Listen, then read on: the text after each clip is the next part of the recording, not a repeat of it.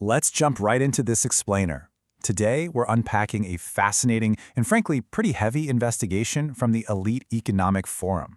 We're looking at how the classic American dream of higher education has, well, morphed into this massive psychological burden for millions of people. It's an issue that touches almost every part of modern life, but we rarely talk about it as an actual mental health crisis. The source material hits us right out of the gate with this really sobering thought. Just think about this for a second. Young people are signing these life-altering papers at 18, completely unknowingly sentencing themselves to decades of anxiety, depression, delayed dreams, and just sheer financial fear. And they're doing it long before their brains can even truly grasp the reality of what happens after graduation. To really ground this, the researchers throw out a number that is just staggering: $1.7 trillion. That's trillion with a T. That is the total U.S. student debt right now. To put that into perspective, that number is actually bigger than all the credit card debt and all the auto loan debt in the entire country combined. Behind that giant abstract number are actual human beings who are silently collapsing under an invisible pressure. So part 1, how exactly did we get here? Let's look at the shift in higher education. This comparison really nails it. Decades ago, working a regular summer job could actually help pay for a state-funded college. It was accessible. But today, state funding has plummeted and tuition has just absolutely skyrocketed. Universities operate way less like public services now and way more like highly competitive corporate brands. We're talking massive marketing departments, sprawling sports complexes, luxury facilities, and the staggering cost of all that expansion? Yeah, it gets passed right down to the student. Which brings us to this wild societal contradiction the researchers point out. Think about being 18. Society and your parents are basically telling you, if you don't go to college, you're going to fail. Your very survival is linked to getting that degree. Yet at 18, you can't legally rent a car because you're deemed not mature enough. But signing a binding, life-altering loan agreement before you can fully comprehend the long-term math? Totally fine. Highly encouraged even. It's kind of crazy when you really stop and think about it. All right, moving into part 2, the psychological toll and what it means to enter adulthood already wounded. I want you to really picture this. Imagine starting your adult life in a massive deficit. We're talking owing $80,000 before your very first real paycheck even hits your bank account. And remember, these graduates aren't just looking at loan statements. They're stepping into an incredibly uncertain economy. So you take that mountain of debt, and you stack skyrocketing housing costs, wild inflation, and job instability right on top of it. Because of all that intense pressure, young Americans are basically forced into permanent survival mode.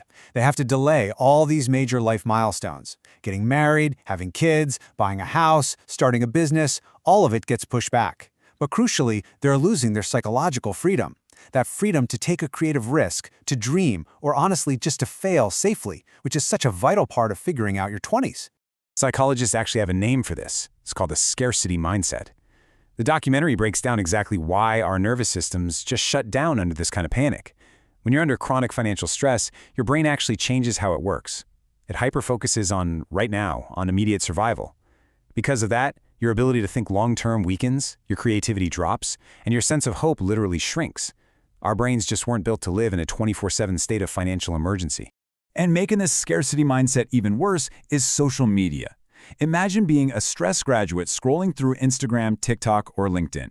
You're just bombarded with these highly curated highlight reels of success and luxury.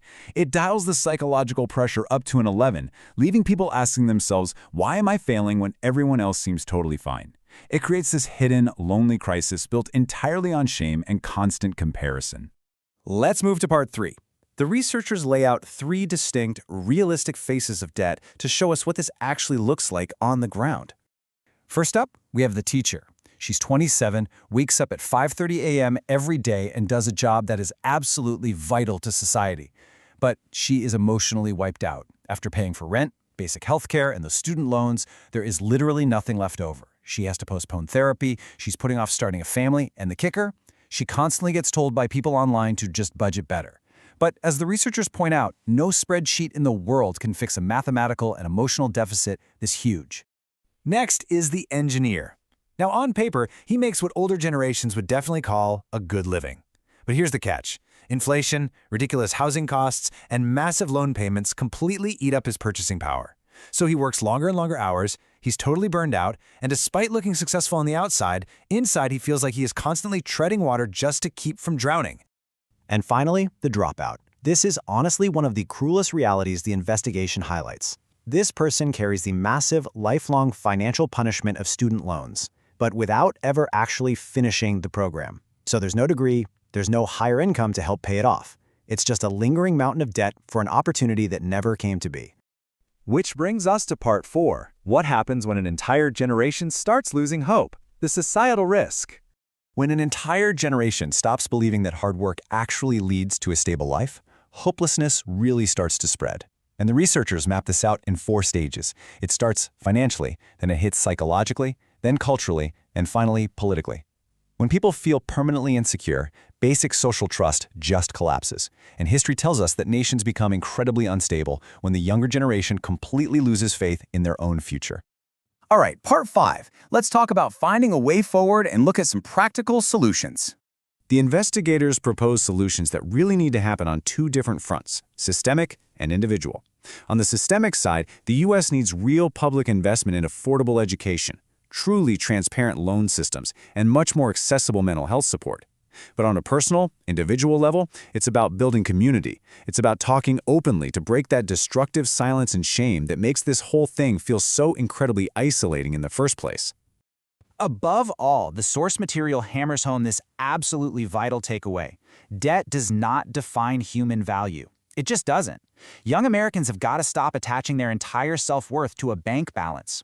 In a culture that is just obsessed with comparing everything to everyone else, building up your psychological resilience is absolutely crucial to surviving this landscape. So to wrap up this explainer, I want to leave you with a really provocative question straight from the source. Has student debt become one of the biggest mental health crises in modern America? I mean, really think about how these invisible financial burdens are shaping the minds of an entire generation. We'd love to hear your thoughts and stories on this, because like the researchers say, speaking openly makes this impossible to ignore. Thanks for hanging out with me to unpack all this, and keep asking those big questions.